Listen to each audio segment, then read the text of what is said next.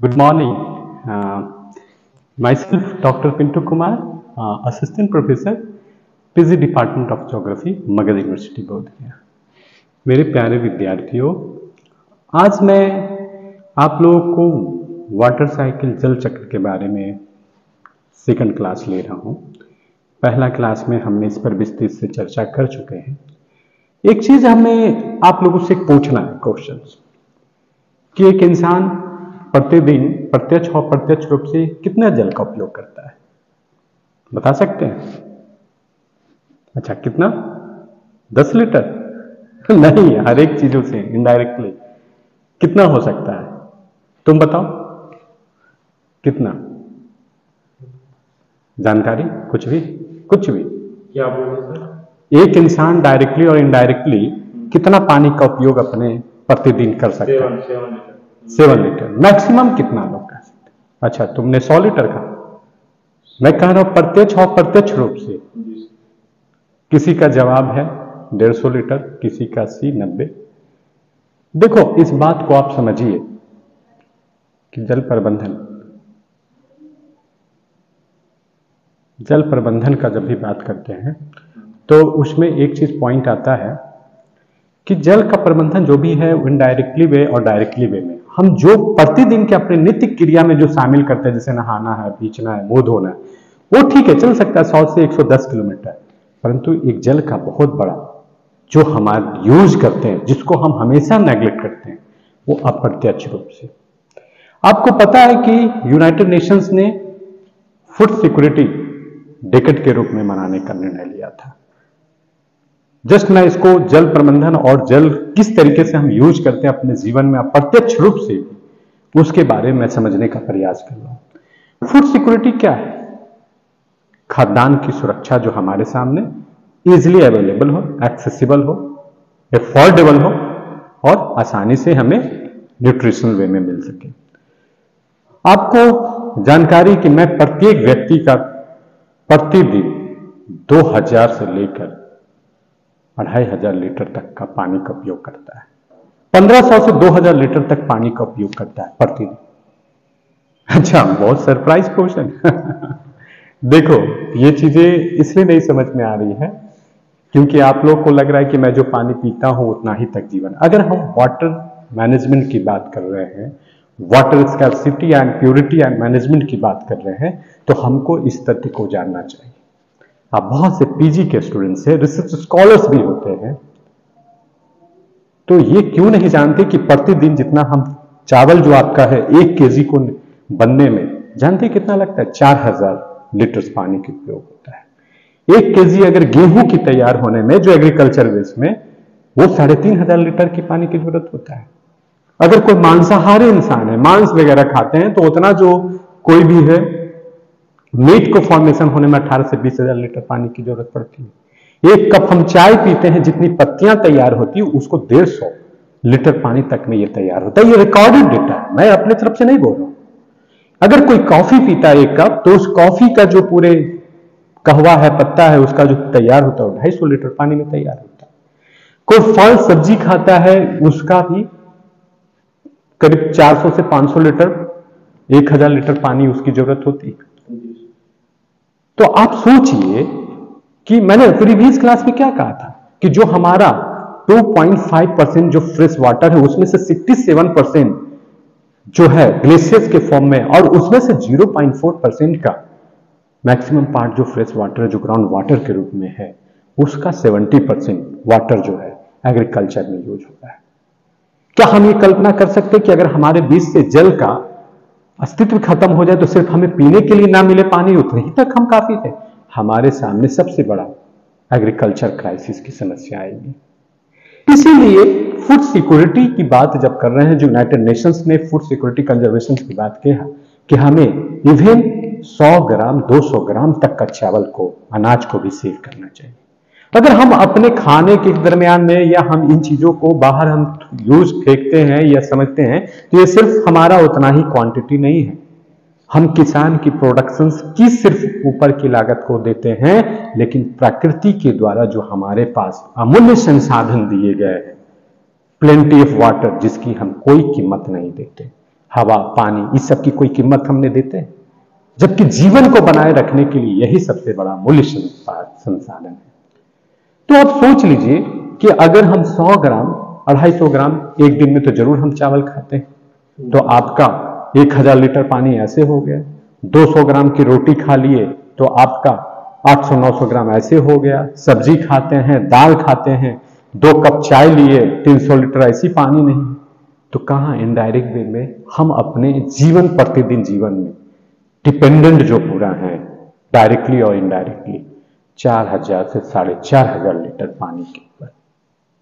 अगर हम water scarcity या मैनेजमेंट ऑफ वाटर साइकिल की बात कर रहे हैं, तो हमें इन छोटी छोटी इंपॉर्टेंट चीजों को अपने व्यवहारिक जीवन में जरूर लाकर प्रयास करना चाहिए। वाटर साइकिल, वाटर मैनेजमेंट सिर्फ ये नहीं है कि गवर्नमेंट एक प्लान बनाए, एक पॉलिसीज बनाए, एक नियम बनाए, वाटर प्रोटेक्शन एक्ट बना दे, रिवर प्रोटेक्शन एक्ट बना दे, गंगा एक्शन प्लान बना दे। इसका समस्या ये नहीं, समस्या ये है कि हम कितनी सूक्ष्म तरीके से उन चीजों को समझते हैं। अभी पूरे क्लास से मैंने पूछा कि हम प्रतिदिन कितने जल का उपयोग करते हैं, तो सबने कहा 100, 200, 300 लीटर, क्योंकि हम इतना ही सोचते हैं। और यही वजह है कि हमारे मैनेजमेंट स्ट्रेटेजी हम नहीं समझ पाते। आप पूरा क्लास बताओ, आप सबको ये तैयारी, ये पूरे क्लास को अब ये कंफर्म हो गया, सब करे कि यस सर 3500 से 4000 लीटर तक पानी का उपयोग करते हैं। ये चीज आप जब एक पीजी और रिसर्च और इतने हाई लेवल के स्टूडेंट्स होने के नाते नहीं समझते हैं, तो कॉमन पीपल को कितना अंडरस्टैंडिंग होगा। इसीलिए हमें अन्न की सम्मान करना चाहिए। अन्नदाता ही हमारे सबसे बड़े एक ईश्वर का वास्तविक और प्रत्यक्ष स्वरूप में। मेरा इस क्लास के माध्यम से इन चीजों को समझें, और तभी ये हमारा वाटर साइकिल पर जो मैंने दिया कि कैसे वाटर का ठोस, जल और गैसीय अवस्था में चेंज होता है, परिवर्तन होता है, ये चीजें समझ में आएंगी। और वाटर मैनेजमेंट के लिए हमारा जो प्रयास है, मैंने पहले भी कहा कि जल की एक बूंद भी इस पृथ्वी से डिसअपियर नहीं होते, सिर्फ चुनौतियां हैं। तो हमें प्योर वाटर को प्रॉपर तरीके से मैनेजमेंट करने की एक अपने स्ट्रैटेजी वे में, उस तरीके से शुद्ध जल को हम अपने नियोजित प्रयास के अंतर्गत इस तरीके से प्रबंधन करें कि हमारे फ्यूचर जनरेशन को, हमारे पीढ़ी को किसी तरह का चुनौतियों का सामना ना करना पड़े। अगर हम प्योर और ड्रिंकिंग वाटर को पूरी तरीके से नेचुरल प्रोसेस के अंतर्गत, अगर हम percolations, infiltrations, evaporation, transpirations, run off surface, run off ground water recharge, ground water, इस तरीके से मेंटेन करते हुए हम इकोलॉजिकली प्रेसिपिटेशन, रैनफॉल, जो वेदर रैनफॉल्स होते हैं, एनुअल रैनफॉल होते हैं, उसको मैनेज कर लेंगे, तो हमारे पूरे जनरेशंस के लिए पानी के लिए समस्या नहीं होगी। हमने कहा ना कि अब बहुत से ऐसे रिपोर्ट है, रिकॉर्ड है, जो आप देख रहे हैं पेपर में, अखबारों में, कि प्रतिवर्ष मानसून अच्छा नहीं हुआ, कृषि के लिए मानसून ठीक नहीं रहा। इस वर्ष, लास्ट वर्ष ही आपको 57% के आसपास ही मानसून हुआ। तो परिणाम क्या हो रहा है? परिणाम भौम जल स्तर घटते जा रहे हैं, स्वच्छ जल हमारे बीच नहीं मिल रहा है, हम दूषित जल पर ज्यादा निर्भरता हो रहे, और बहुत सी बीमारियों को हमारे शरीर में अस्तित्व मिलता जा रहा है, फैलता जा रहा है। तो ये हमें ध्यान रखना होगा।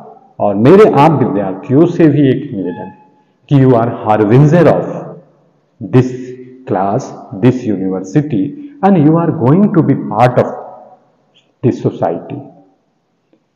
You should have very unique knowledge and thinking and your intellectual capacity to explain all these things, so you can reflect the hallmark of this busy department of geography, Magad University, Bodh Gaya. Of course, your initiatives, your way of behavior, interactions, to explain all these themes to the very common peoples and very layout people will reflect the good and positive impact on the society. My dear students, you should have to very aware from this very basic and important fact of the water management. Charity, we know that the charity starts from our homes. So why should we not just aware these things in our family? We start the steps of management strategy to procure the pure and drinking water from our home, from our house. We just aware our family members, our children, our parents, कि please do not waste much more amount of pure water. You use and reuse this dirty water for the several purposes.